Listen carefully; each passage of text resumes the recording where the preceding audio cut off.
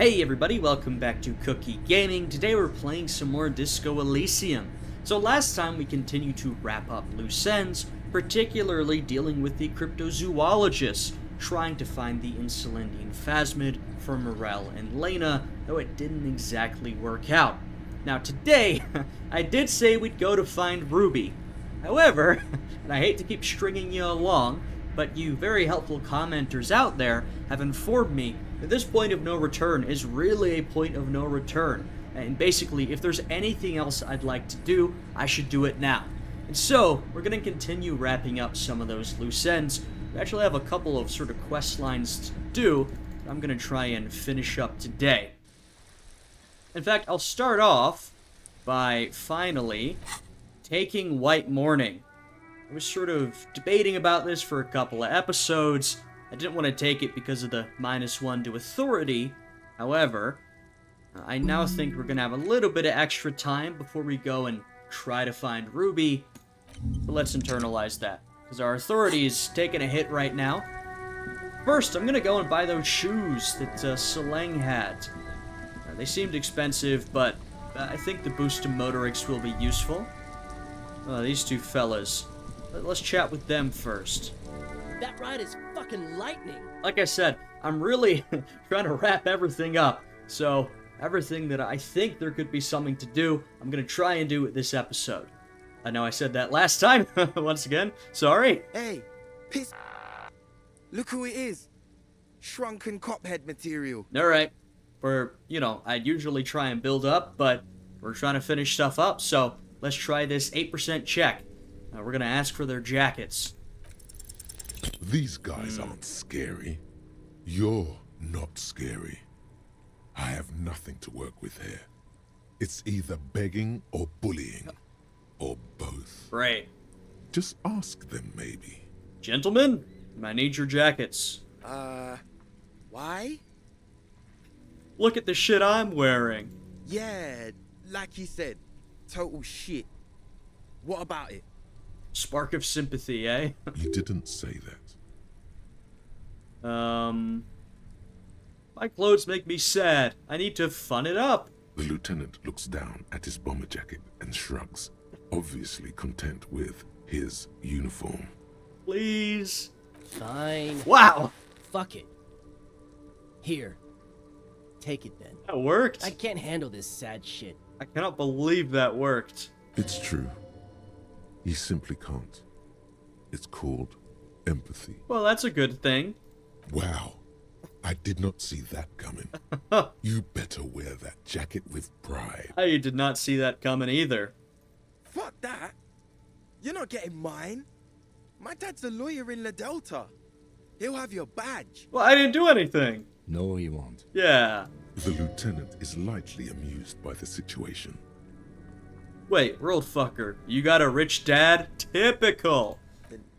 No. Uh-huh. He's like a volunteer lawyer. Oh, really? A total bitch. Cites law and does dishes. Yeah, right, rich boy. You know what, cop? Fuck you. That's not what this is about.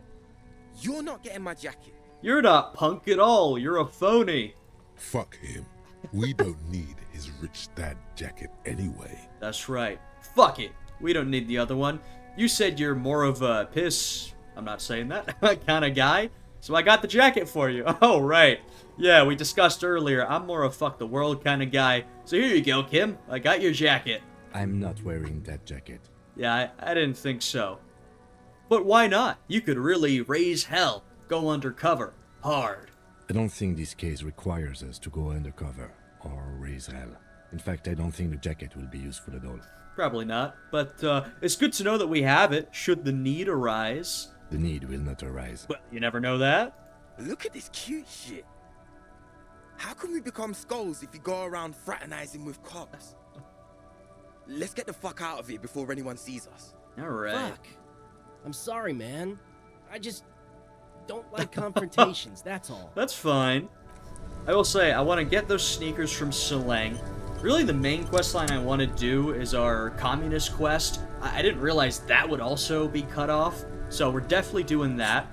I think we're gonna talked to Kuno about his drug quest, though I don't really want to do drug smuggling for him.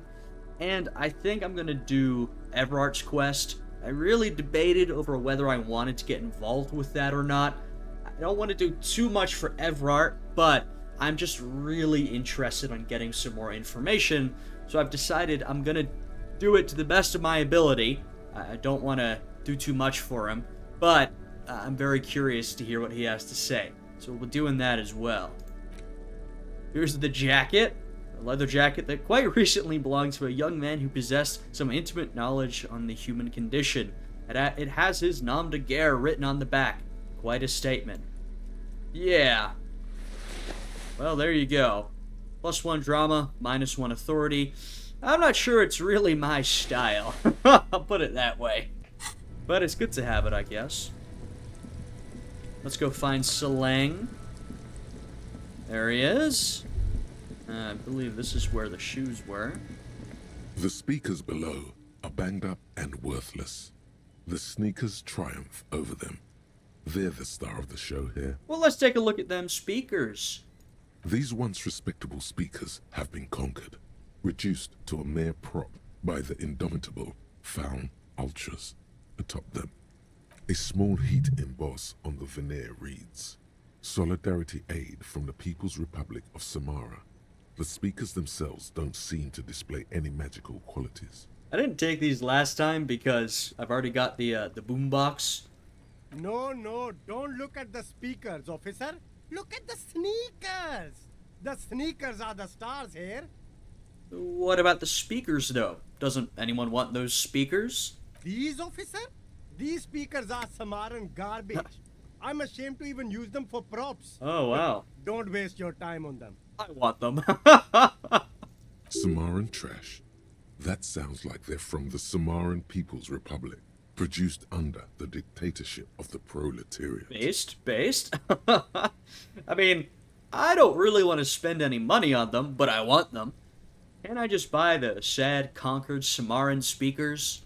No way, officer. These aren't for sale. They're bad speakers. Low-fi socialist junk. Well, that's why I want them, Seleng. I think I might be lo-fi socialist junk myself. No, officer. You're a high-class policeman who accepts nothing less than the best. Lucky for you, I've got the best on sale.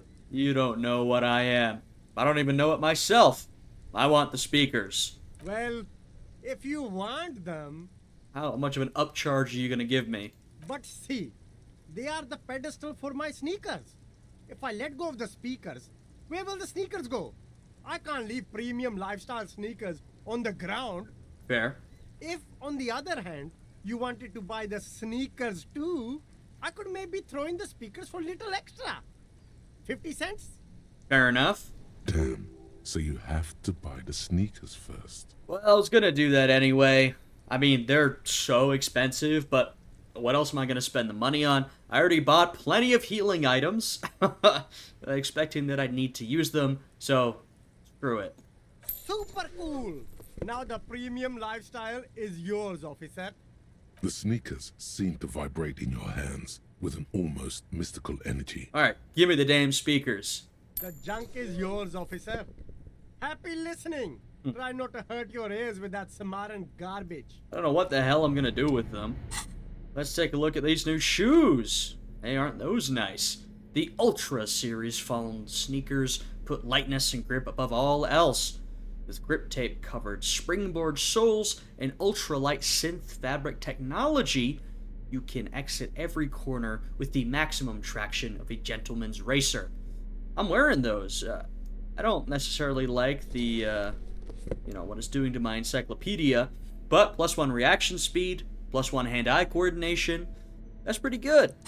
You know, my reaction hand-eye were middling to bad, so I'd like to see them boosted a little bit. My encyclopedia is alright. I mean, it's 3, which isn't great.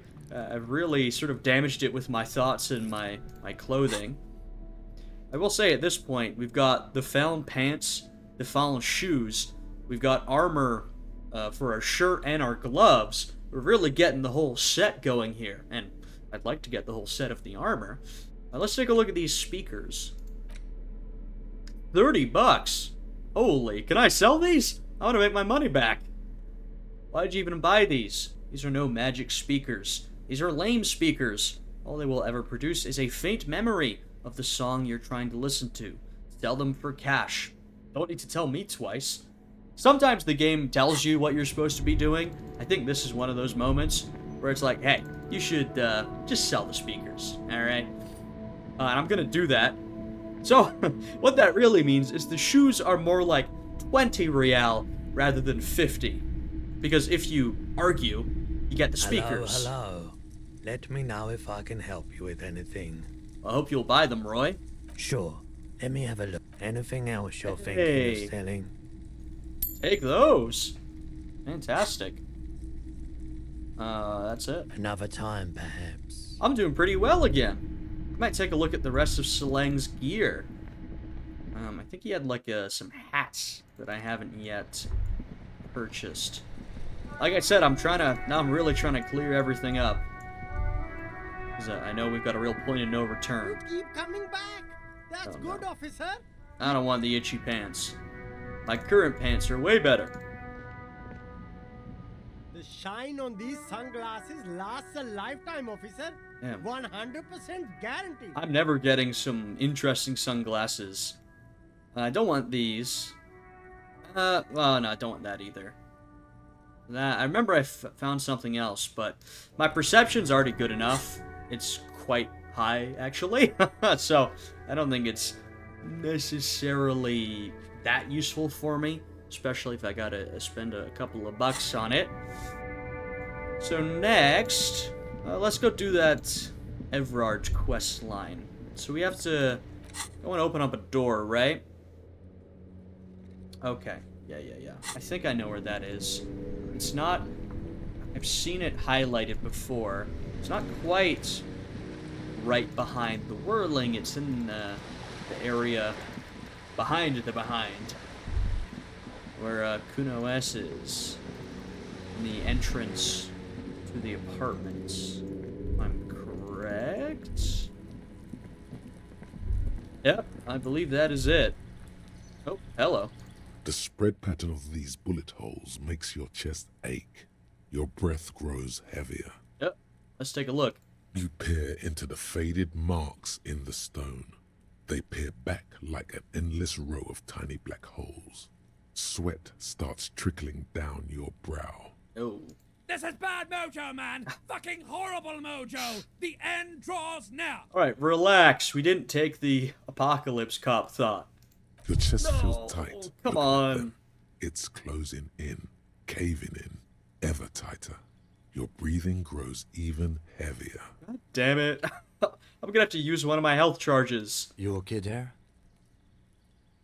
Just because I saw some bullet holes.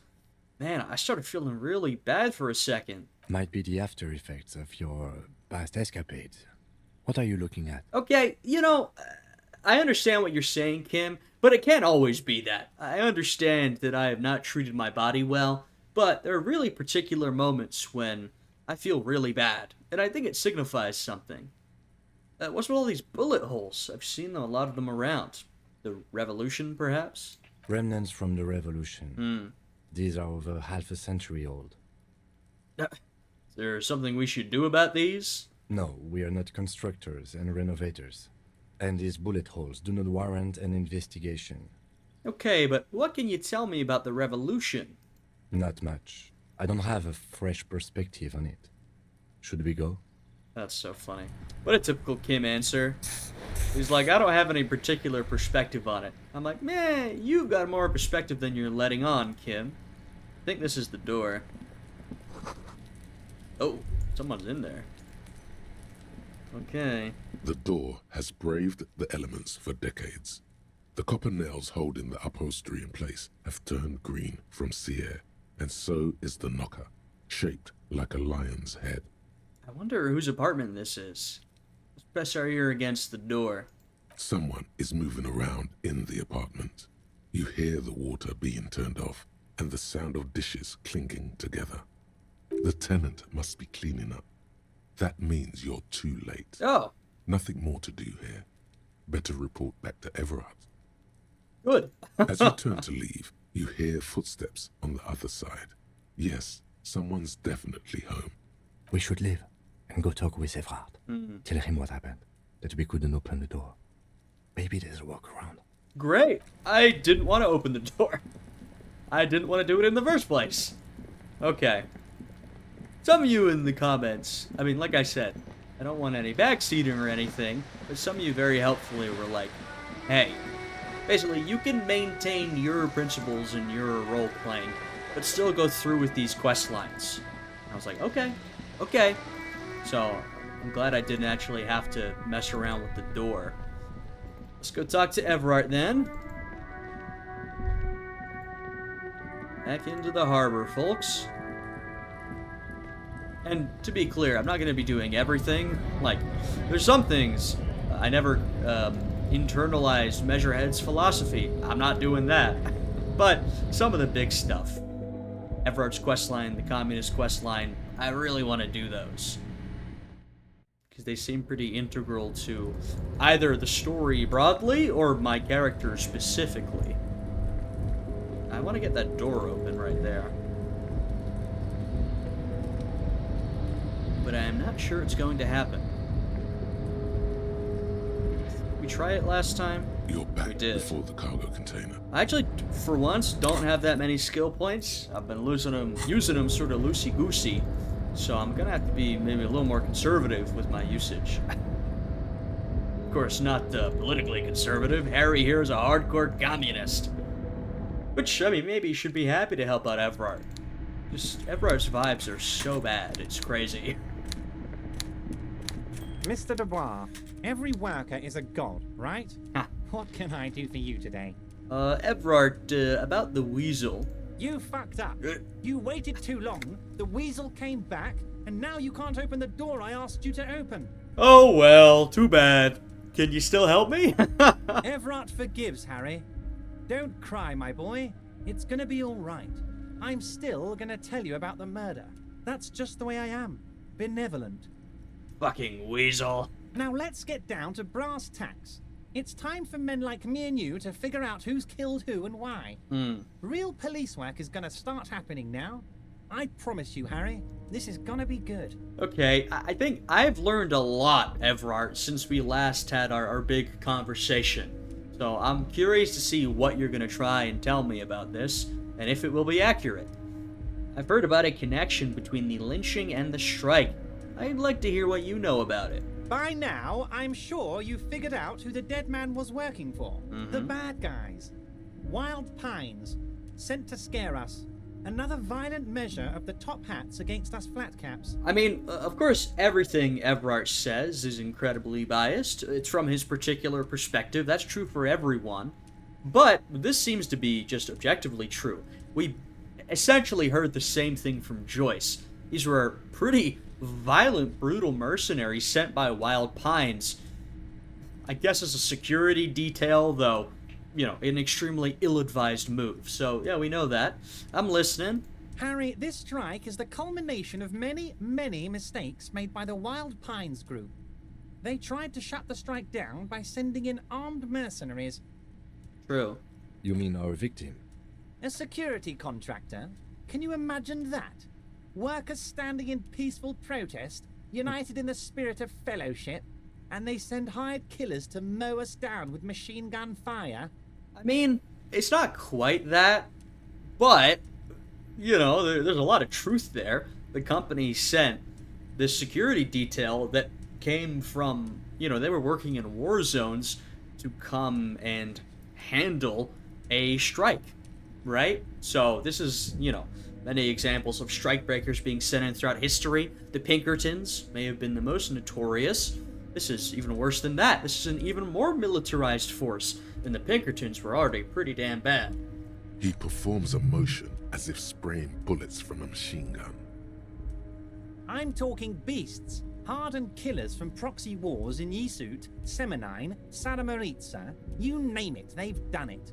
Raping, killing, burning villages, killing little children for the Senorita Pineapple Company, Harry.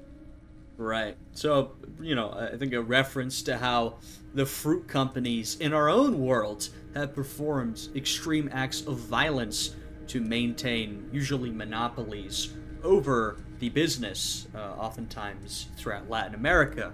Companies like Chiquita Banana, who set themselves up in these Latin American countries and then used extreme violence, military violence, in order to maintain their control. Everything they did there, they brought over here. They want to turn Revachol into a third world slum. Honestly, the only thing they didn't do is kill the village elephant. Hold on, you've got a village elephant? No, Harry, the elephant is metaphorical and so is the village, but the mercs and their brutality are very real. I wonder if that's the village elephant's a reference to a short story written by George Orwell. He wrote about that. I'm getting a lot here. That's some interesting stuff. I have to say, I don't love Evrart as an individual, but I largely agree with him here. We're kind of on the same page. You know what, Evrart? Maybe I should have been working with you more. Go on. Now, I haven't personally witnessed the brutalities out there. I have the luxury of staying in my container, you see. If I need to go somewhere, they just move my container. It's kind of crazy. You don't, walk around? Okay. They move the container? Yes. I'm an old man, Harry. My legs aren't what they used to be. They lift my office with that big crane. It's actually very fun. You should try it. No offense, Evrart. All the love in the world. I don't think it's because you're old, brother. I think it might have something to do with your weight. But enough about me and my fun container. The killers the company hired, I think there were 3 of them, all hardened commando types. Yeah? One of them got downright suicidal, getting drunk, violent, a little rapey. Even their own negotiator couldn't control him. Well... That's your boy, the one who likes hanging out and trees. So, this is the story that Titus told us initially, and what we've learned is that, this guy, I know was not a good guy. He maybe was even a bit rapey, but his relationship with Klasia was consensual. So this is not quite true. By negotiator, you mean Joyce? Harry, what you need to realize is, we dock workers are not pushovers. Evrart does not want to talk to Kim because he is the far more put together officer of the two. I am more of a mess. I guess I'm also a blatant communist, so Evrart's got a lot more of an ally in me. We got grit, Harry. This whole neighborhood does. Push us hard enough and we push back. And when we do, we push to kill. Who exactly did the pushing? This is what we still don't know, right? We know that Titus and the fellas, directed by Ruby, did the hanging to cover up a shooting. But who did the shooting? Our main suspect right now is Ruby, but it's not entirely clear to me that it actually was Ruby. She's our best lead, but it could have been someone else. So, maybe you'll tell me, Evrart. I doubt it. Who actually did the pushing? There's a militant wing inside the Union. A group of people whose duties don't involve manual labor, but peacekeeping in the neighborhood. Making sure everything runs smoothly. It wasn't them, Evrart. So maybe this is... Obviously, I got this quest about the door a long time ago. I procrastinated several days, but we know this is not how it happened. That sounds a bit like organized crime. They're like you guys. Idealistic people who want to make sure bad things don't happen. And if they already have, well, punishment must follow. Through talking to the Hardy Boys over time, and eventually coming to sort of an understanding with them, I don't think they're so bad. My opinion sort of really flipped on them. They held back a lot of info, they really obstructed us a lot, but in the end, Titus gave us the information. Well, not just Titus, Angus as well. And I think we came to sort of a mutual understanding with Titus. So, yeah. Again, that sounds like organized crime. In a way. So these idealists killed our victim? One day Titus Hardy, leader of this peacekeeping faction, comes up to me and says, Boss, Socialist democratic fervor drove us to take it upon ourselves to kill this beast that was burdening the land. Oh, yeah? He probably worded it differently, but that was the idea. Sure sounded to me like they killed him. I gave them 2 weeks paid leave and told them to lay low to avoid retaliation. Love it. Now, my question here... Well, I'm wondering how much Evrart knows. So, is Evrart telling me something that he believes or not? As in, does Evrart know? Because we've seen before, Evrart, he has a lot of information, but he likes to pretend he has a lot more information than he actually does. So my question is, does Evrart really know who killed our mercenary? And he's giving us this false story? Or does he not know? And this is what Titus told him. It's unclear to me. Aren't you worried we might arrest them for this? Oh, I'm not at all worried about that. These are not the kind of men who get arrested. They're Martinez boys, tough and gritty. I'd like to see the man who takes them in. Besides, I sent my lawyer girl to look after them.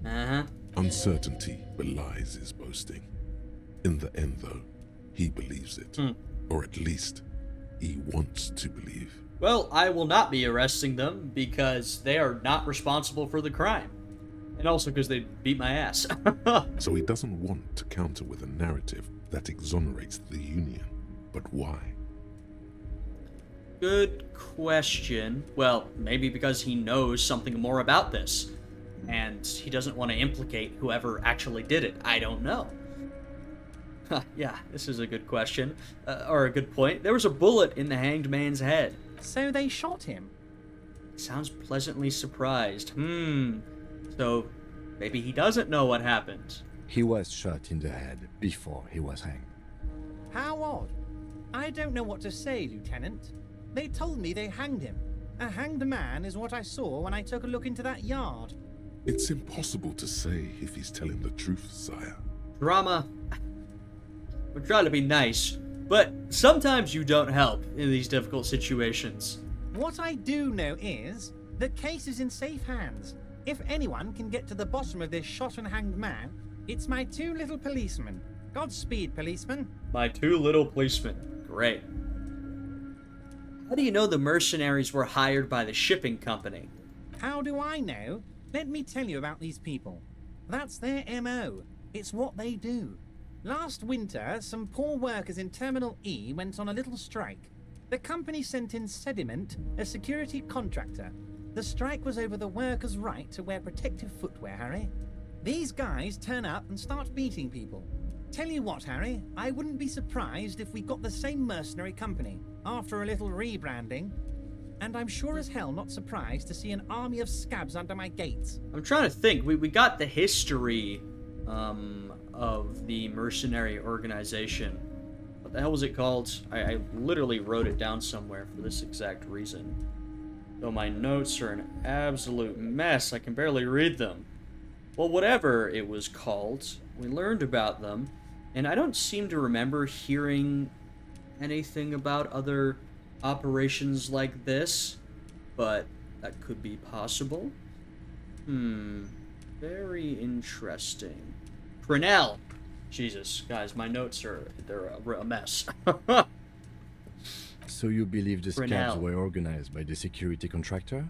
Well, I think we know that too, because the big guy out in front with the scabs is obviously, and I can't remember if this was implied or told to us directly by Joyce, but he's obviously one of the military contractors from Crenell. You said it. Hell, one of those guys looks big enough to take down that proverbial elephant. Boys like that don't just happen to show up during strikes. Well, there you go. I didn't... they're telling me the name again. And the name of the company's Crenell this time. It might have been Sediment before. Yeah, I mean, that's very possible. I just didn't remember if we'd heard about them doing anything like this. I seem to remember most of their operations had been in wartime zones. Of course. You're always one step ahead of me, Harry. I'm no genius. I'm in this position because people like me. I mean, I'll tell Evrart. You know, I don't love the guy, but I still don't know what his true motivations are. In some ways, I like what he says, and others not so much. But I definitely, frankly, take his side over these mercenaries, because I'm worried they're gonna literally kill everybody, and we gotta avoid that. The remaining mercenaries are organizing a tribunal to take on the Hardys. Tribunal? That sounds serious, Harry. We Union men should be shitting ourselves. I wish you hadn't told me that. I'm gonna lose sleep over this. Let's change the subject. I mean, you should be shitting yourself. This is, like, horrible. He's clearly happy about the tribunal. What? Why? Oh, right, because this guy's a real piece of work. Because the tribunal is gonna happen, and I think they're gonna kill all the Hardy Boys. That's probably the idea, and that's gonna cause a civil war in the streets. Blood will run red. Now, a lot of Evrart's men are gonna die, but in the aftermath, well, they're never gonna go back to regular company order. So I guess that's why he's happy. He's willing to sacrifice his own people. Yeah, not good. Not good. Well, that's my take on it, at least. Maybe I'm missing something. You don't seem too worried about it, Evrart. Oh, Harry, what do I really think about the tribunal? You're trying to climb to second base with old Evrart before you've even courted him properly. Oh, really? He wants you to do more things for him before. Great. So, he's either got more information, or he's pretending that he does, and he wants us to do more favors for him. You mentioned a lawyer girl, Elizabeth. Oh, Liz is a bright one. I paid for that law degree myself, thinking it'll probably turn her all fancy. But hell, Harry, she came back a firebrand socialist. Sometimes she scares me with her zeal. Yeah, she's a bit scary. Tell me about Titus Hardy and his crew. Oh, they are simply fine young men, all 7 of them. Exemplary union members, always working to advance their position in the local socialist democratic movement. Core members. Is that right? Old Theo used to run them, but things really kicked into gear when Titus took the reins and named the group after himself. Gotta love his initiative. That's really good context to have, because we noticed that Theo, the old guy, he had a sort of place of authority. I thought maybe it's just because he was an old-timer, but it's also because he used to run the show, and now Titus does. Interesting. Interesting. Who's second in command? They're almost all of them great guys, born leaders. Whatever happened, I'm sure they only had the best interests of Martinez and Revachol in mind. Frankly, against my own judgment, and against what I said previously in this playthrough, I think they might have. When I first met these guys, I would not have believed that, but honestly, I honestly think they were acting to help the people around them. Maybe I'm a fool, but that's really the impression I got from talking to Titus in the end. Work with them. Hell, interview them. But don't fight them. They really are just like you. Men who like beer, women, and some order on the streets. I mean, I think I already got them to cooperate, but I guess I'll ask Evrart. But of course, it's the least I can do for my good friend Harry. I'll do it right after we've concluded this talk. You can now go and tell Titus about this. See what he has to say. Maybe Titus will have more information to give up. I don't know. Also, Harry, here's 5 real. Stop trying to give me money. I'm pretty sure he tried to give us money the first time we met, and I believe I turned him down, which was sort of a power move from me. But now I really don't need your money. I was broke. I'm not broke anymore. I don't need it. Oh, I wasn't offering it to you, just holding it out there. But I'm willing to share information. Was there anything else? Evrart is such a goober, man. Alright, well, good talk. Was it a good talk? I'm not sure we made much headway here. I was hoping we'd bust the case wide open. Heck, I even wanted to tell you what I really want to achieve with the strike. But what, you need us to do something? I don't know what happened, Harry. I wanted you to feel like Mr. Martinez. And of course, I also wanted you to find your gun. But it's like I can't completely trust you. Yet.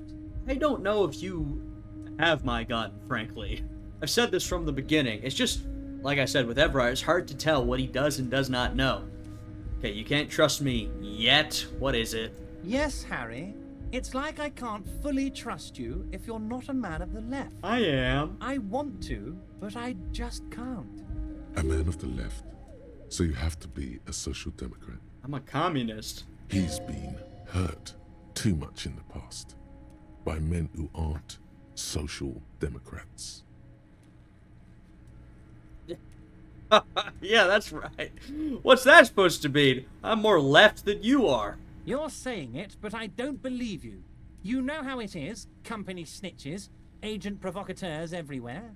I'm barricaded in this fortress of mine, and I need to get a message out. Will you help me? Evrart, I'm a member of a student communist reading book club. What's more left than that? And less effective than that. At least the union does something. And what would this entail? Once again, I require nothing unethical or illegal of you. You just need to get 2 little signatures on this piece of paper, and then mail it to my accountant in La Delta. I mean, the last thing was definitely unethical, but I didn't do it. What are the signatures for? You gonna tell me? I'm glad you asked, Harry. The Union is going to build a modern youth centre in Martinez. It will be righteous. We're gonna get those teenagers off drugs and on roller skates. Roller skating, not drugs, Harry. You like this. There's a nameless little street on the coast with some old houses around it. Most people have already signed. I just need 2 more signatures to get this mission off the ground, Harry. I see what this is. You mean the fishing village? Yes, the little cul-de-sac on the coast, where all the men have drowned in either the sea or the bottle. A gloomy place, doesn't have that Union attitude. You're already pretty deep into this. What's a little more? No one can see you here in Martinez. This is the real question. What's going to happen to the current occupants? They are just going to have to deal with the construction noise for 6 months, and then they'll be living like kings. Right next to a fancy new youth centre, designed by the best architects from Stella Marie. What, they're not going to be forced out of their homes, Evrart? Is he absolutely sure the tenants won't be thrown out in the street? Are you 100% sure no one's going to end up homeless? Am I? Harry, these people, Martinez is the most important thing in my life. I would never let anything bad happen to them. I don't believe you. We're gonna build a youth center there. The value of their properties goes up and kids have a place to play in. I'm looking out for these people, not pulling the rug from under them, Harry. I'm looking out for all of Martinez, not just the harbor. What you're trying to do is trying to pull them into your sphere of influence. You want to control this entire district. That's what you're trying to do. Now, I'm not saying that this youth center won't help anybody. In fact, this area could use a youth center for the children around here. But I know what you're doing, Evrart. He means it. Well, he means it in his own way. Yeah, I'm sure he thinks he's looking out for them. They might not feel that way, however. Tim, what do you think of this? It depends. I don't think what we just got from Mr. Clare was very useful. It was interesting, but maybe not useful. However, perhaps there's more he could tell us. But he thinks it's your call. Damn it. As I said, it weighs on me heavily. But once we get really talking, well, I'm gonna hand you the keys to Martinez, and maybe even help you figure out who's behind this killing. I better get something from this, Evrart. He's saying as little as possible, as vaguely as he can, deliberately omitting things. Fuck it. I'll accept the task. You bring joy to my heart, Harry. Such a pleasure to be working with you. Here, you need to get signatures from Isabel Sadie and Lillian Carter. Oh, wow. The cul-de-sac is right past the pawn shop and across the canal. I heard there was some trouble with the water lock, but it should be fixed now. Yep. Well, I've been to that village, so I know the people there well. Once you have the signatures, mail this to 13022 La Rocca in La Delta. Then I'll know you're a solid socialist. Can lie. Wonder if that would work.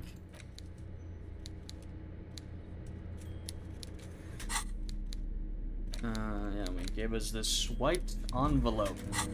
Maybe I'll take a look at this. Yep, let me leave. Get out of here first. Don't have to deal with Evrart any longer.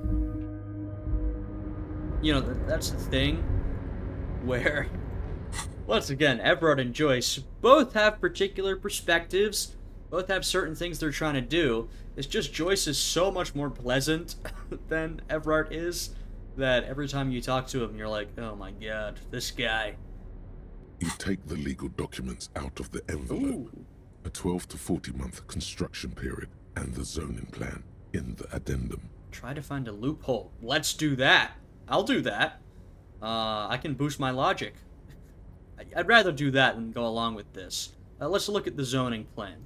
The youth center cuts into the ocean like the bow of some great modern ship. Apparently, it's going to cover most, if not all, of the street and the square between the existing houses. It's 3 stories tall. So does that mean the plan does not involve tearing down the houses? Or I don't know. I mean, I wouldn't doubt that Evrart would be willing to do that. What do you think of this, Kim? I'm no property lawyer, but it looks fine. I like the print size. They're not selling or leasing anything. It's not a perfect solution, but... How else are you going to build something? Wow. It's always inconvenient to build things, and citizens inevitably have disagreements over such construction projects. But there's no other way. Wow, Kim likes the project. Alright, shout out. Let's boost my logic then. What do we need? We've got a... Oh, goodness. I know we've got logic boosting gear somewhere. You ask me where it is, I perhaps couldn't tell you. Oh, there we go. Yep, there we go. Okay. And there's a white check. Oh, we can put on the racist hat. Our logic's got to be pretty high at this point. How does that boost logic? Oh, whoops. Right in that same menu. You take the legal documents out of the envelope. Ooh, a 12 good. to 40 month construction period and the zoning plan It's in good. the addendum. And it's a white check, so I can retry it if I need to. There is no Nice. loophole.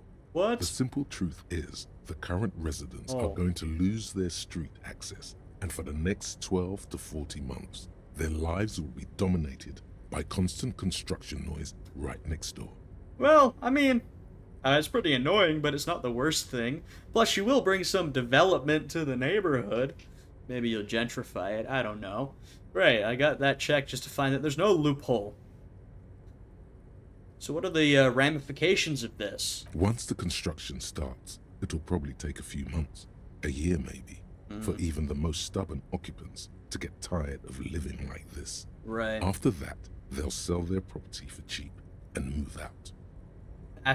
Keep asking Kim, can we do something? But as Kim doesn't think it's such a bad plan. Kim, these people are gonna have to move away. Can we do something about it? I should have seen it. Ah, yeah, now you're realizing. Evrart probably has eyes on us, but we could Oh. try to get other people to sign this instead of those listed. Or Okay. you could forge their signatures yourself. By the time he finds out, we'll already be Oh. gone. Okay, interesting. So get some other signatures, and when it arrives at his office, you know, they can't go through with it because it's not the right signature. Okay. An interfacing check. Well, I guess we've got to get out of here first. Here, let me take all the gear off. Alright, that's not such a bad idea. Can we... Nope, no fast traveling in here. Once again, I still can't work out where exactly you can fast travel from and where you're not allowed to, but that's fine. Yeah. Oh, there we go. Alright, let's get out of the harbor first, and we'll see if we can forge some signatures. Or Kim said find someone else. Who? I don't know who else we're gonna find to sign this. But our interfacing is pretty decent. I think we could manage some forging. Though it is, does look like it was a red check, I believe. Really don't want to mess it up. Alright, let's get far away from the harbor. I wonder if Evrart's eyes are on us in this entire area, if we have to go down to the village to get away. Yes, we will find out.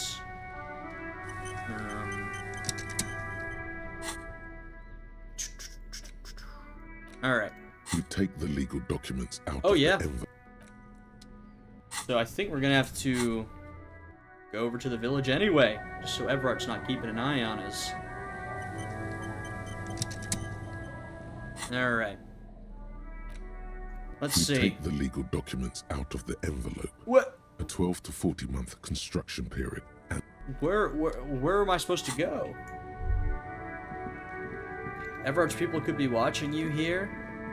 Dude, I've been thinking I just gotta get away from him, but maybe if I go inside my little shack? Alright, there we go. Oh.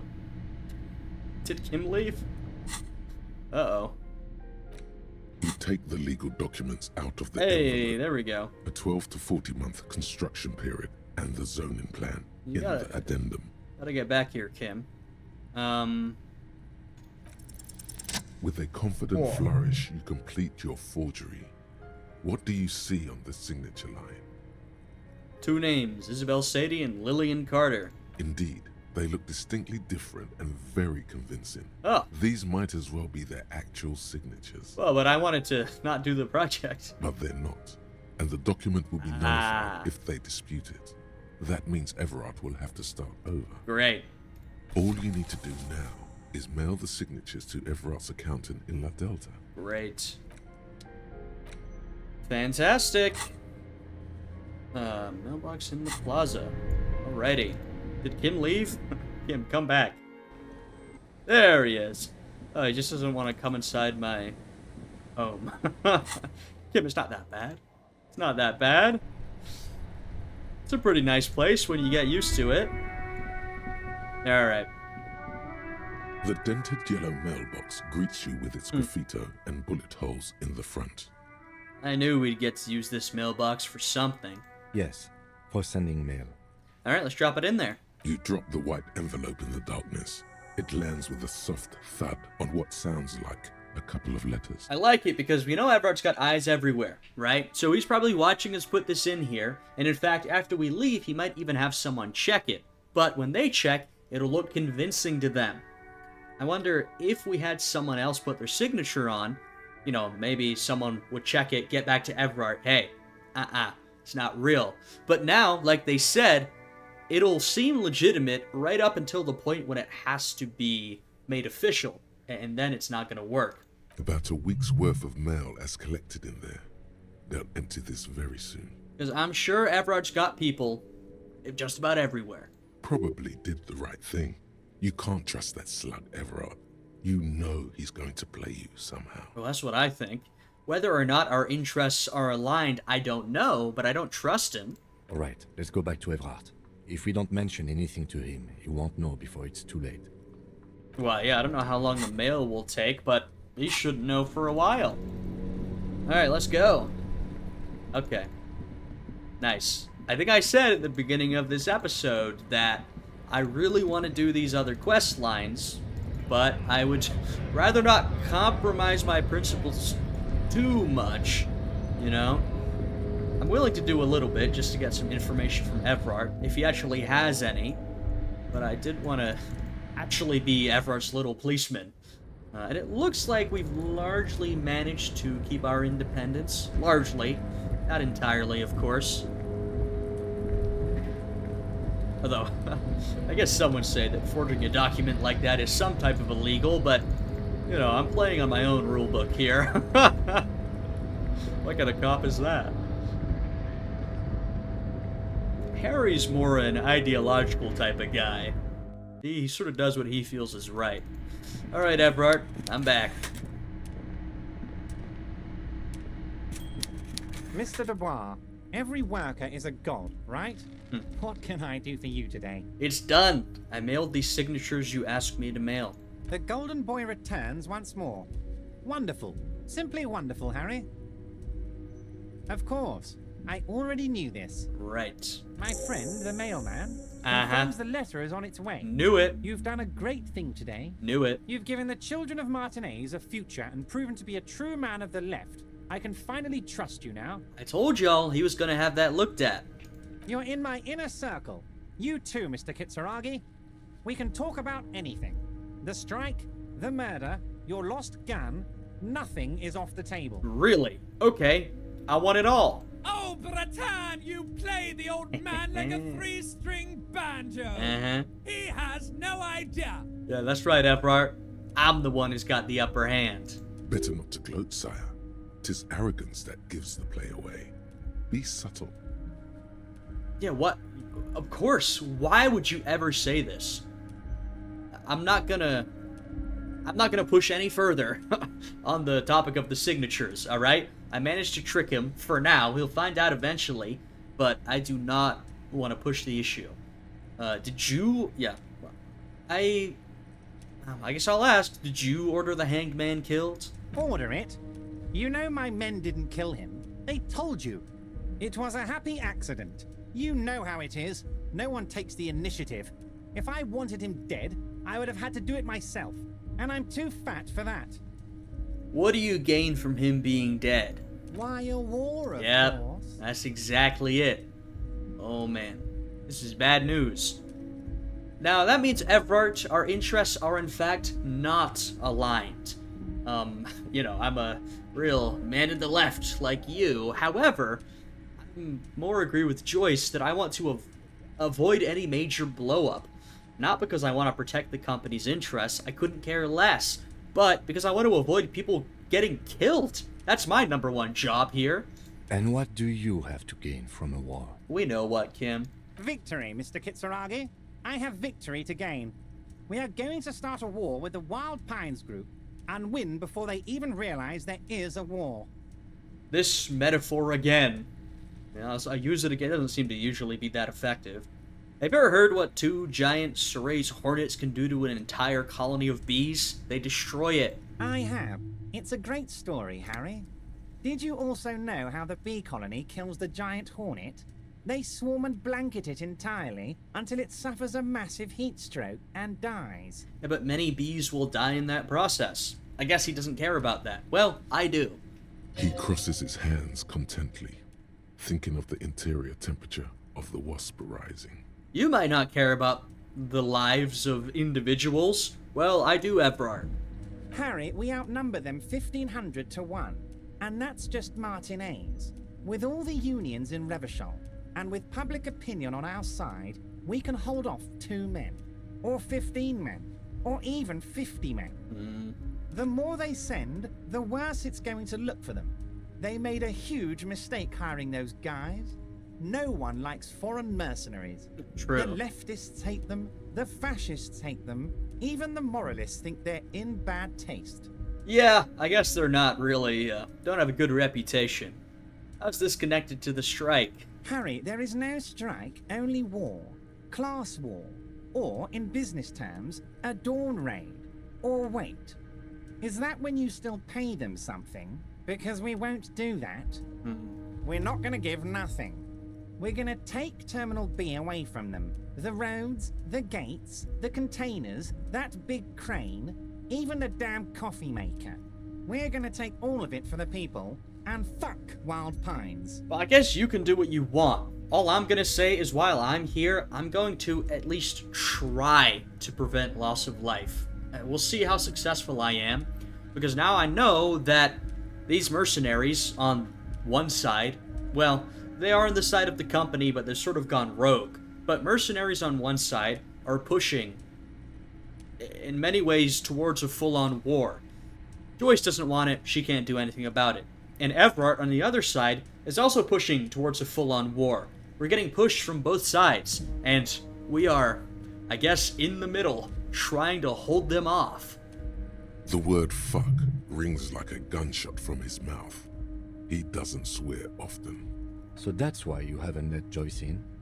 Right, because, first of all, I don't think Joyce even can de-escalate at this point. But Evrart doesn't want to de-escalate, and he doesn't want to negotiate. I think that was pretty clear from the beginning. Yes. It's also why I let that midget Gaumont go. He's too nice. I can't put him through this. Plus, he knows how to get in here. That woman can't tell her tits from her arsehole. She has no chance. So why are you telling me your plans? Because we're friends, Harry. Besides, it doesn't matter now. You can go tell her if you want. It won't change the course of events. We have a significant head start. I probably will go and tell her. I don't like to be a stooge for the business, the company. However, this is more than that, right? I'm trying to avoid a massacre here. It's already happening. Right. Okay. So who killed the hanged man? No idea. Could have been his own mother for all I know. Right. If you ever find the guy, give him a big fat kiss from Evrart Clare. Couldn't have done it without him. So you don't know. He really doesn't know. Oh my god. A guy, huh? Well, that sounds like just an assumption, I think. How do you know it's a guy? I don't. I told you it could have been his own mother. I'm pretty sure it wasn't anyone from the Union. Maybe it was the mob. Or maybe he killed himself because he was a closet socialist. Truth is, I simply don't know. He really doesn't. Okay, thanks, Drama.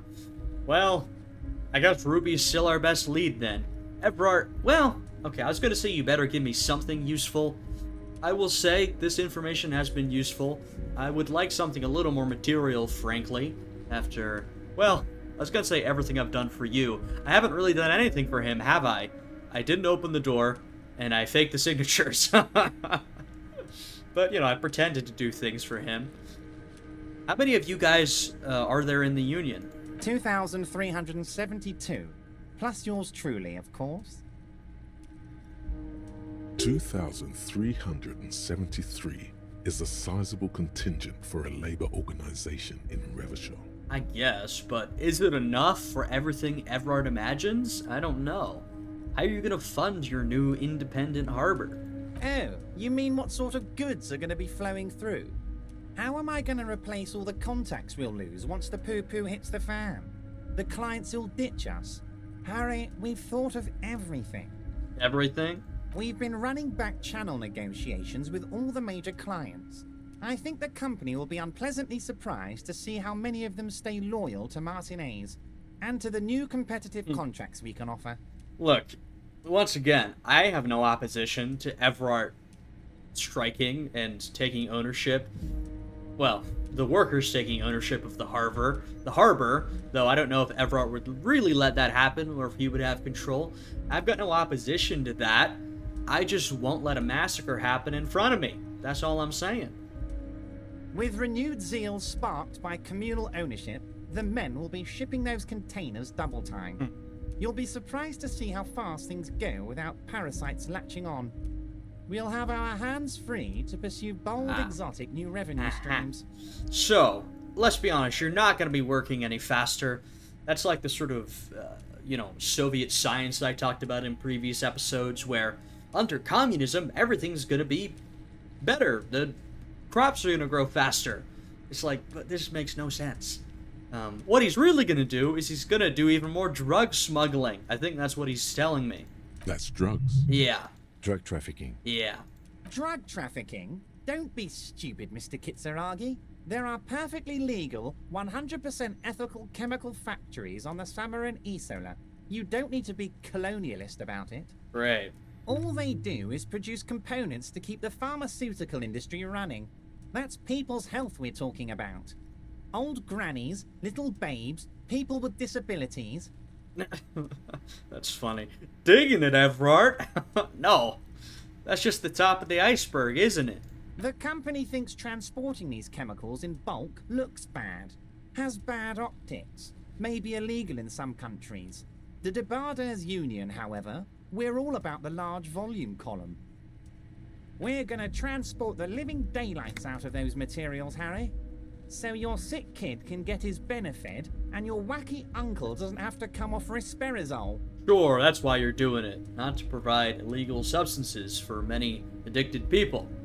You know, I'm not opposed to individual consumption of drugs, but I'm not a fan of the production of them.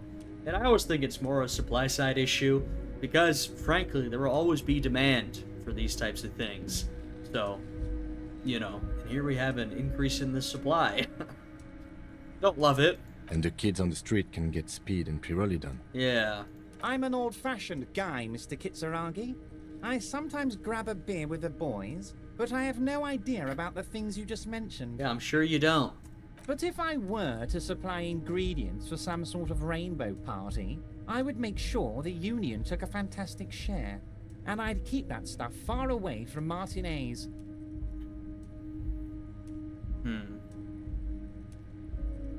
Is Ruby helping you secure this fantastic share? Harry, if I was supplying raw materials to drug manufacturers, I would need an army of Ruby. Let's talk about Ruby, huh? I'd love to talk about her a little bit. Understood. She is in my metaphorical crosshairs. I mean, sort of theoretically, I do believe that a well-regulated supply of drugs is probably the safest thing, but not regulated by Evrart. I don't trust him at all. Honestly,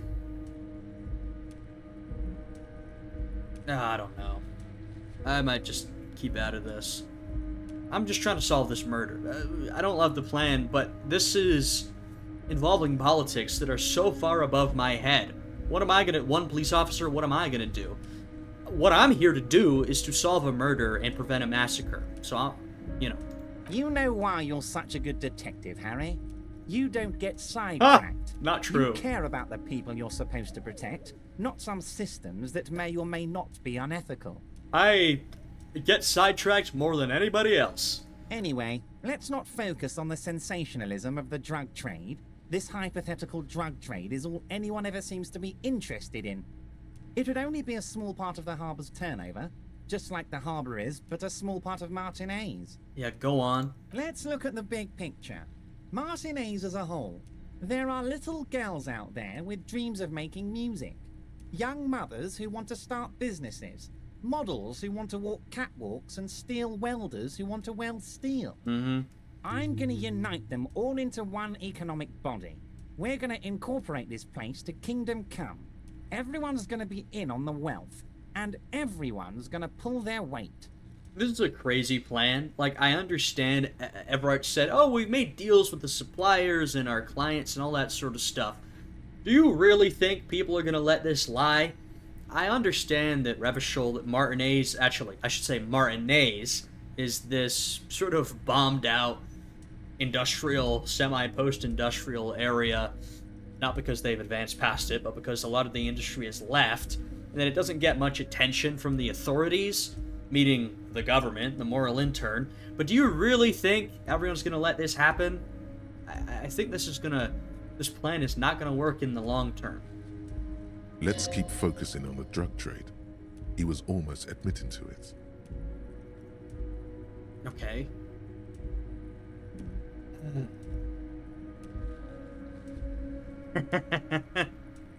Hold on, I don't want to look at the big picture. I want to look at the drug trade you almost admitted to. No, Harry. That's boring. All right, it's gone. The hypothetical raw materials trade is off the table. It's such a small and insignificant slice of revenue, I'm cutting it. Bird's so funny, man. Boys, Harry felt queasy about it. We're not doing it. Can we talk about my beautiful incorporated Martinez and its many-sided business ventures now?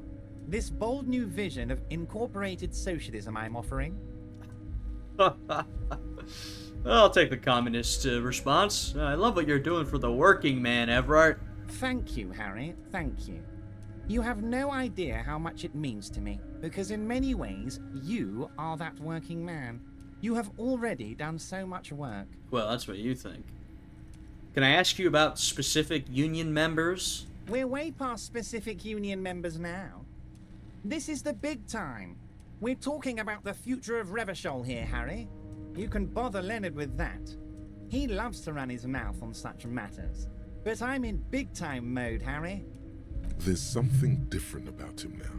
He's more vibrant, more alive in his big-time mode. Oh, yeah? Can I get my gun now? Harry, I've got to be honest with you. Your gun was found 2 days ago.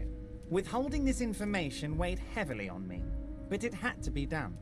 So you do actually have it. Is that what you're telling me? Where is it? An old woman has it, and let me tell you, Harry, word on the street is she's a character, so watch out. An old woman? What? This must be the woman who bought the gun from Roy. Yeah. The one he described as terrifying. I guess we were wondering if Ruby had it. But it doesn't sound like it. So the gun's still with the woman who bought it from Roy. Yes, the same one. I see you've done your research. The pawn shop made the gun easy to track. Crazy stuff, Harry. Selling your gun like that? Yeah. Wild. Anyway. I'm aware. Where the hell is it? Union Boy's gonna help you fix it. He winks at you. Don't worry, Harry. They better, because this is the first thing you've actually helped me with, Evrart. Well, I guess you got the body down from the tree. Fair enough. The neighbors of this old woman contacted my men because they trust me and the Debarders Union. Apparently, she was waving it around at the entrance to her building. Oh, Jesus. She was waving it around at people? As I said, she's a character. I didn't have time for details. It sounds like she's unstable, but don't worry. No one got hurt. What the hell? I guess we haven't met this person yet. I was sort of thinking, well, I thought it might be Ruby, but maybe it's someone we'd already seen. But like a new character, perhaps? Who is this old woman? Unfortunately, I don't know anymore. You're gonna have to go in blind, Harry. But she's an old lady. How dangerous can she possibly be? She's got a gun. Oh, and she calls herself the Pigs. What? Oh, this is crazy. There it is again. The pigs. Like Roy said. Oh, right. Not good at all. He did say that. This woman sounds crazy. I, for one, find it refreshing. Finally, someone calls themselves a pig. Right. It actually sounds extremely bad, but let's not give him the satisfaction. Yeah. Oh, wow. Can you set up a meeting between me and this crazy old lady? I already have. Tonight, starting 10 o'clock, near the old fish market on the coast. The one on the boardwalk. Okay. A little past the fishing village. Yeah? Be careful, Harry. I would never set you up for anything dangerous, but you did ask for this. Oh, man. Now, back to the fun stuff. Great. I'm gonna get shot. What? But I've got the armor. Maybe I should try to get shot. Hey, shoot me.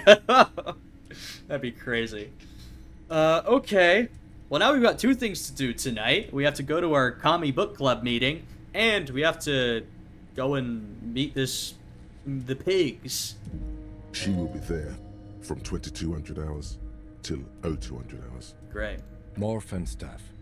Seems like we already have fun stuff to do. I think that's enough. Great, Harry, great. I think we have truly built a bridge between Martinez and Jamrock today.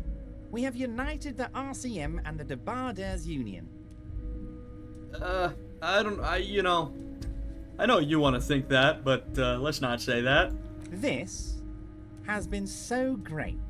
I'm sorry we don't have more fun things to do together, but if you ever feel like bouncing something off me, my door is always open. Okay. Well, there we go. I guess we'll finally get our gun back. That'll be useful, I think. Then we got another skill point. Very nice, very nice. So we do have some time to not waste. I would never say waste. But some time to spend. So let's talk to Leo, maybe. We can talk about specific union members. And then we'll maybe chat with Kuno if we have more time. Oh, hey, mister. I knew you'd be back to talk with old Leo here. Yes, I did. It's like Lady Larice said when she Okay. opened. No trouble at all, mister. No trouble at all. It's like that old saying goes, wisdom withers if not shared. And old Leo is always up for sharing. Great. Leo, you seem to know everyone around here. I want to ask about someone. Mr. Evrart doesn't really want me to talk to people about union guys. But who did you want to talk about? Well, I'm on good terms with Evrart. So we can't ask about Ruby. I guess she's sort of a little separate. Tell me about this Edgar guy you keep mentioning. Mr. Edgar is Mr. Evrart's brother. He looks a bit younger, he does. But a very smart fellow. Very smart fellow indeed. He's away on some union business. Not even in Revershaw, they say. Is that right? All kinds of places he visits. Him and his brother both do when they're on a vacation.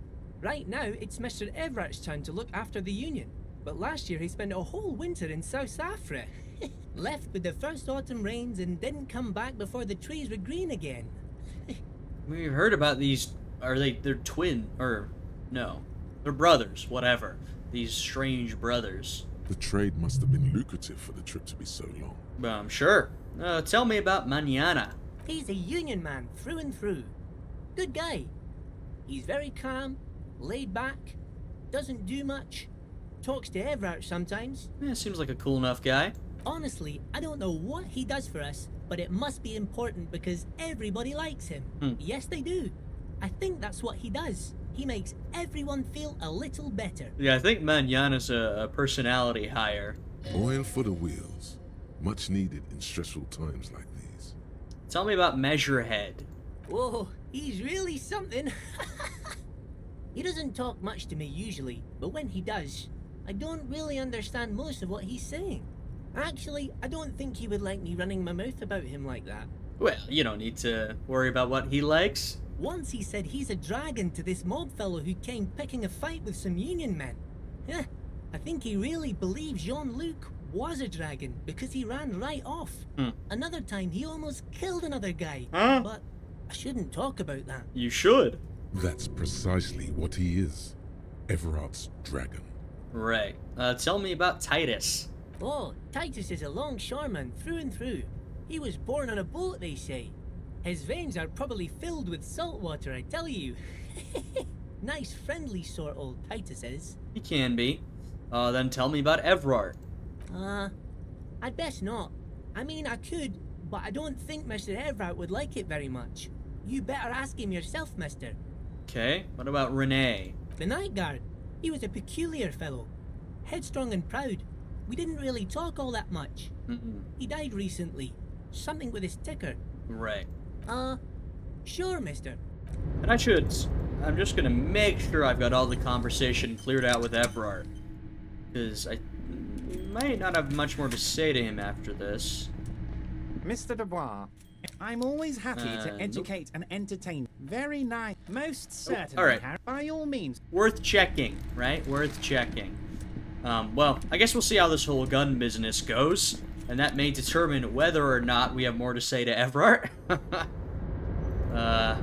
You know, hopefully, I don't think he's setting us up or anything. I believe that he feels we've done enough for him that he's gonna help us out. Plus, you know, Evrart's pretty brazen, but I don't think he wants this woman to have this firearm, and I'm not sure he'd want to take it himself either. One, because of the risk, and two, that's quite a move to take our gun and not give it back to us. So, I think, well, I don't know, you know, I don't think he really cares if something bad happens to us in there. Apart from the fact that we've done, or he thinks we've done some good work for him. But I don't think he's sending us in for something bad to happen, but maybe I'm wrong. You know, we'll find out. When we actually show up to this nighttime meeting. I'm pretty sure the Commie Book Club also opens up at 10 p.m. So we'll have to, like I said, find some stuff to do in the meantime. Alright, let's go talk to Cuno all about drugs. Now, I do not want to actually smuggle any drugs for Cuno, let me be clear. Fuck does Kuno care?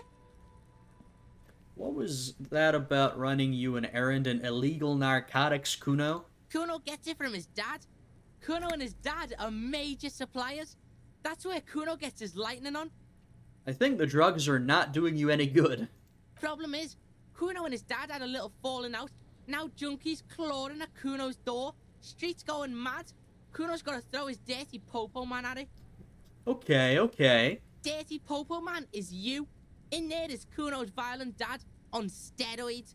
Kuno's dad does steroids and speed. If you can take him, you can have half of the speed. You want me to fight your dad? Okay. I'm not opposed to that. Your violent dad. I don't mind. I don't know how much of a fighter I am, but I'll take on your dad. Who is your dad? Kuno's dad is a fucking monster. He's the most violent man in Revachol. He doesn't give a shit about a single thing. He drinks too. Are you sure you can take on the most violent man in Revachol? In your condition? Oh, well, I've made up my mind, Kuno. Okay. Kuno's listening. Maybe I should get my... No, I'm not gonna shoot him. That'd be crazy. I don't need the speed. Oh, interesting. I'm gonna go in there. I'm going in there, but not for the speed. I'm going after the most violent man in Revachol. Sure, whatever. If you survive, make sure to bring that shit back to Kuno. Kuno's almost out. You wouldn't like the Kuno when he's out. Just get in the apartment building. Kuno knows you already fucked your way in. Kuno knows everything. Yeah, Kuno, it's right behind you. You just looked at me. Go to room 12, first floor, and kick down the door. Police violence style. Kuno style. And then it's action time. You're locked in the room with violent fuckheads. Great. I don't know if this is a good idea. That's it. Next time Kuno sees you, you better have his shit. What the hell are you signing us up for here? I'm going to Kim. Sorry. Kim? I'm going to kill Kuno's dad. No. Oh my goodness. Come on, Kim. Obviously, I'm not going to take it. We need to get drugs away from a minor. Okay, then. Kuno doesn't fucking care. Kim, this is an abuse case that we need to step into. Alright, I guess we're gonna go confront Kuno's dad. His deadbeat, drug-dealing, violent father. Sounds like a swell guy, eh? I need to switch up my gear a little bit. I'm gonna need to make sure my physical stats are as good as they can be, I suppose.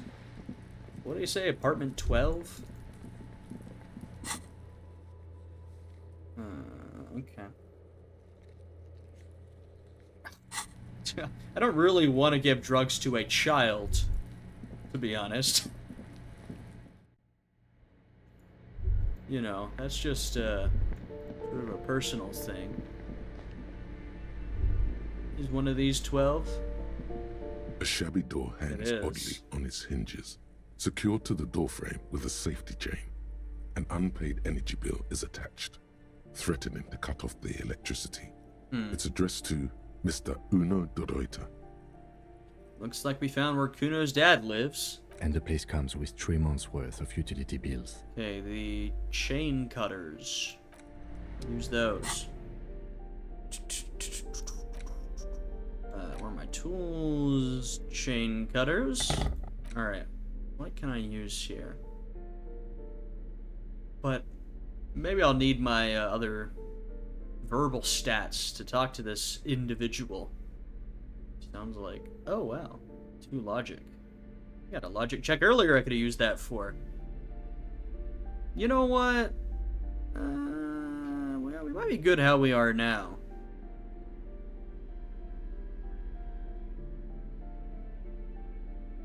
Yeah, I don't want to take off my damn armor. Honestly, I think our loadout now is pretty decent. A shabby door hangs oddly on its hinges. Yoink. Secured to the snip, the cutter goes through them like dead leaves.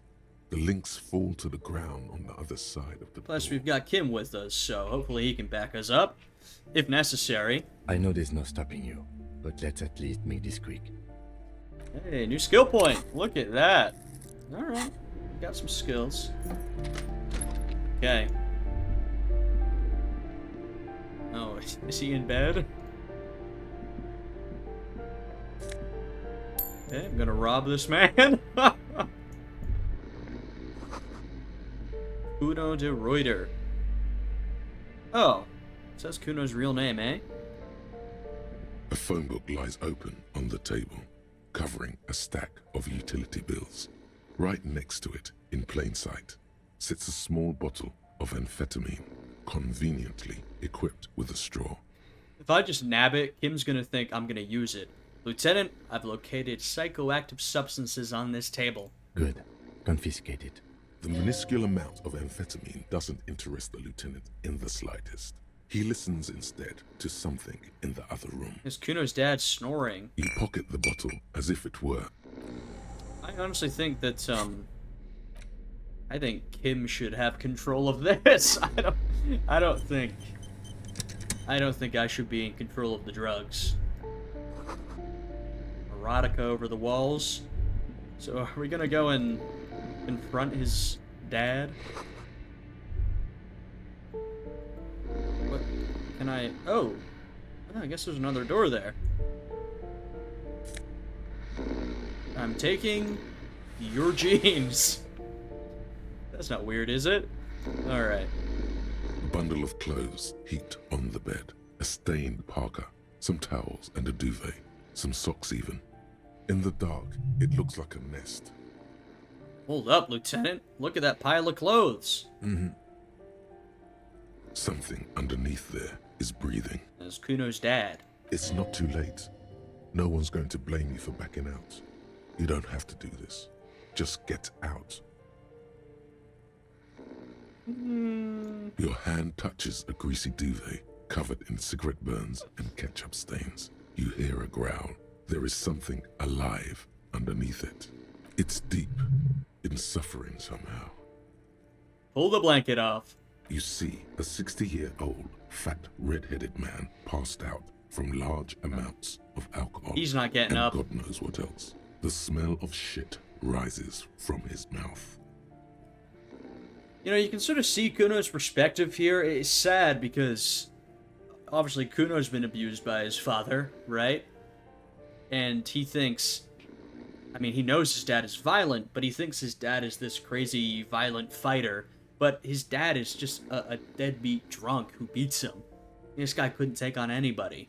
He's fucking passed out in here. But, you know, we've heard a bit about Kuno's background. Now we're seeing it firsthand. You don't have to take him down.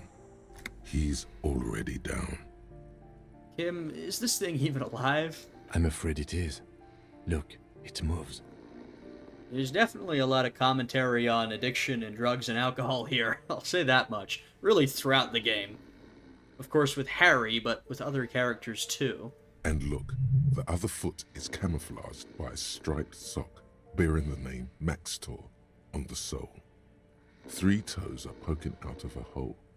A groan rises from the man's throat, dry like a death rattle. He's trying to say something in his sleep. Kuno, where's your mother? Is this Kuno's father we're seeing? Well, judging by the color of his hair, I would say yes. They've got that in common. The lieutenant's right. The man's unwashed hair bears a familiar ginger tone. Even the hair on his chest is coppery. The light from the window falls into his half-open eyes. What worse were you expecting? This is what I was expecting. Doesn't look like he's gonna fuck anyone up anytime soon. No, it really doesn't. This looks very hard to recover from. Hey, maybe he's gonna wake up having lost all memory of the world. You know, did a wonder on me. This man won't be feeding his family anytime soon. Not that he was, but at least he won't be beating his son. Yeah, like, typically I wouldn't say someone would be better off without a paternal presence, but, you know, I'm pretty sure all this guy was doing was beating Kuno. So Kuno might be better off without him. A pair of half-open bug eyes is staring back at you from the dark, empty, and frozen. It's clear that the person behind them is not awake. Oh wow, he's out. His half-open eyes give him the look of a dead man. But he is in there, and not enjoying himself. What happened to his eyes? Can't you tell? It happens to exceptionally committed substance abusers. They fall asleep with their eyelids still open. Not a pretty sight. I don't know, this is pretty serious damage.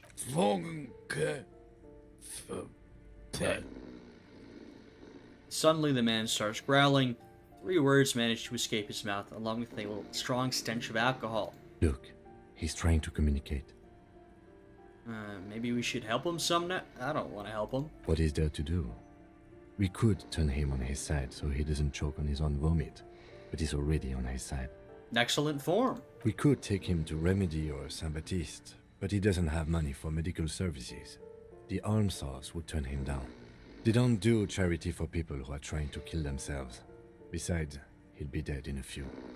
Wow, it's that bad. Okay, I don't think I quite understood how bad it was. So we're saying that it's as bad as it gets. I mean, he's out, and Kim's saying, based on his use, he's gonna be dead sometime soon. Years, months, weeks. The pile of blankets grunts miserably. Alright, let's hear what he's trying to say. The man groans once again, but his tongue keeps failing him. It's impossible to make out the syllables. A hand emerges from the blankets, trying to gesticulate something. And then it dawns upon you, clear and surreal. What does? Pigs, he says. Oh. He's trying to call you pigs. Oh, okay. What did you just say? His hand falls back on the bed, limp and defeated. A loud snore escapes his mouth. He's asleep again. Fucking pigs is what he was saying. At least he got to say his piece. Took your amphetamine, old man. Silence. Only heat emanates from the sleeping body. I don't think he got that. Okay. Well, that was certainly something. I'm not giving these drugs to Kuno. Because I am not Kuno's bitch. What? Oh no, I've got my cool track pants. Well, we've seen all there is to see in Kuno's apartment. I can't believe I never made my way in here. Or maybe I did and I just didn't see this. Ah, more alcohol. Yeah, that reminds me of something that we haven't yet done, and I thought this when we first picked up a bottle of alcohol, is that there was that guy down by the village who was saying if we wanted to hear more stories, we'd have to bring in some alcohol.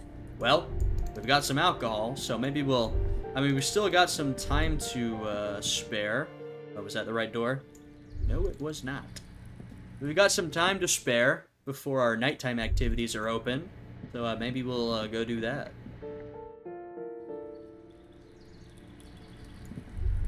Alright, let's go. Probably infuriate Kuno by not giving him these drugs.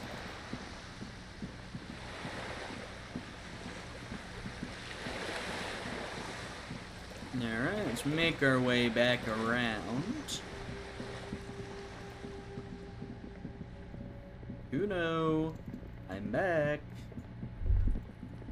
You know, we've done a lot of talking with Kuno. We've learned a lot about him. We've got a much better read on him now. Fuck does Kuno care? I took care of the drug situation, Kuno. Alright, so you got Kuno's kilo. Here is how we do it. First, you give Kuno Kuno's kilo, then Kuno gives you half back. That's how we split it. It's the best way, street way.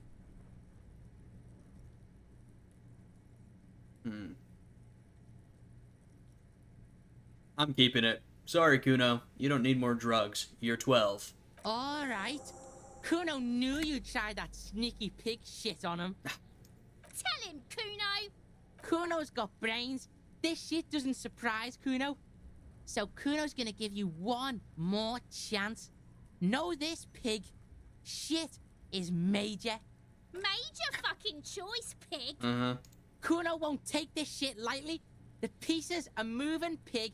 This is fucking domino shit. It's hard to see how not giving a boy a bag of amphetamine would cause some catastrophic cascade response. Yeah. Hard to see, but easy to feel. What? Somehow, this will change things. Oh, god damn it. The logical part of my mind says I'm not giving him this, but Inland Empire, well, it's steered me in some direction. It's not hard to see at all. You hand out drugs to kids. The lieutenant's faith in your judgment will diminish significantly. Yeah, I can't do that. What, if any, is the downside of not giving the drugs to Kuno? None that you can see. No, you can see it. This young man has junior officer material. Are you serious? In another life, where he trusts you. Tick, tick, tick, tick. Decision time. What's it gonna be? You gonna fuck the Kuno? I can't give it to him. I just can't. Or can I? I don't know. Oh man, this is quite a decision to make. I just don't think I can give Kuno these drugs. I mean, you know, I know we've been sort of moving along with Kuno. He's not going to be happy, and I'm worried about the warnings here. And I see, you know, maybe something good could come out of this, but as a Harry here, as a recovering alcoholic addict himself, I can't be giving drugs to this child. I know I'm about to go to that one storytelling guy and give him alcohol, but especially for a kid, I don't know. I just can't justify this. I really can't. This is a harder decision than I thought it would be, because I was like, there's no shot I'm giving him the drugs. They've tempted me, but I just can't do it. I really can't. You know, I gotta make the decisions I'm gonna make, so... nah, I can't. Sorry, Kuno. I cannot give you these drugs. Alright. You fucked the Kuno. Everybody, Kuno got fucked by his pocket pig. Just when we getting our business on, the pig throws it all away. Sorry. I told you he can't be trusted. I told you. I told you he'd steal the shit. Relax, see? We got plenty of Kilo underground, in the tree. This ain't about that. This is about you and Kuno. You mismanaged this shit. Now everything is fucked between us. How are you gonna make this up to the Kuno, huh? There is genuine disappointment below the act, sire. I'm sorry, Kuno. I can't give you the fucking drugs, man. In truth, Kuno doesn't really believe there's anything you can do to make up for this. The damage is irreparable. Well, that's that, you know. Kuno, I met your dad. Yeah? How the fuck are you still alive, pig? I killed your dad. Your dad's a half-dead alcoholic. He was sleeping under some clothes. What? His posture changes. The swaying rooster motion stops for a second. Then he gets it going again, reorienting himself. Fuck right. Kuno's dad was sleeping like a bum. Kuno told ya. Kuno's dad doesn't give a shit about anything. Fucking breaking and entering shit. That's nothing to Kuno's dad. You got lucky, pig. Kuno knew this. Kuno's fucking violent fiend dad's been drinking hard lately. Kuno knew you have a way in. Narrow window. Kuno window. Well, whatever scary thing he might have been, now he's nothing. Yeah. Kuno's dad is fucking nothing. Fucking coma shit. Stroke shit. Kuno's dad is so fucking violent. He's had a stroke many times. Jesus. Shit. Kuno's gonna have one too. Gonna be just like Oh. Kuno's dad. Speed shit. Crime shit. Fucking on the bed. Kuno's gonna go out like Kuno's dad. Revachol West style. Well, then I'm really glad I didn't give you the damn drugs. Stop saying all this sad shit, Kuno. Yeah, this is Kuno trying to cover up what emotions he may have, which he does not want to show. There's a touch of grief in there. Fuck are you talking, sad? Kuno's got hard shit, death shit, nothing shit. You don't have to turn into that. Get your fucking nun-ass out of here before Kuno fucks it dead. You think 'cause you took Kuno's speed, Kuno's gonna sub like a Jesus. turn into... Kuno ain't turning into shit. Kuno is that shit. Kuno won! Oh, you won, Kuno! He did not win. There is a crack in there now, and it's spreading across the face of his certainty. Yeah. He's not gonna like this either. I looked around in there. It's not the easy life you've got going on in that apartment. The fuck do you know about Kuno's life? Kuno's got plans. Get the fuck out of here. Yeah, we got plans. 6 meters underground, below piping from before the war, the collapsed remains of the Martinez storm drain system. There are 2 stolen flashlights with piles of batteries next to them, beside 2 bedrolls, in the dark and opening into the lower tunnels. Well, it can't really get much worse than what you've got going on already. There's a textbook with your name on it in the apartment. Yeah, so fucking what? It says Kuno, not Kuno. Kuno de Reuter. Fuck are you talking to Cuno about that kiddie shit? I like it. He's trying to fuck you again. Uh-oh. Fuck out of here. Cuno knows it's fucking lame. That's why Cuno changed it. Cuno can change his name into anything. Gonna change my name into... Okay. Don't change your name into that, Kuno. No slurs on my crime scene. There are gonna be slurs, apparently. There are tons of unpaid utility bills there. Fuck right there were. Fucking 3 years or some shit. I've said this before, but I gotta play, on my own time, another playthrough of this game where I just leave all my scruples behind. I'm just making all the craziest decisions, doing drugs, dealing drugs, you know. But not this time. Find a job. Brother, he is 12. Let me guess, Kuno's dad doesn't give a shit about them. Yeah, that's right. Kuno's dad doesn't give a shit about that electricity and light shit. Just wants to pound on people and drink. That's no place to live. You have to find somewhere else. That's right. It's a shithole. Kuno's gonna move underground, Leroy shit, ancient shit. Kuno's gonna live in a fucking catacomb. Alright. Yeah, in a tomb, Kuno.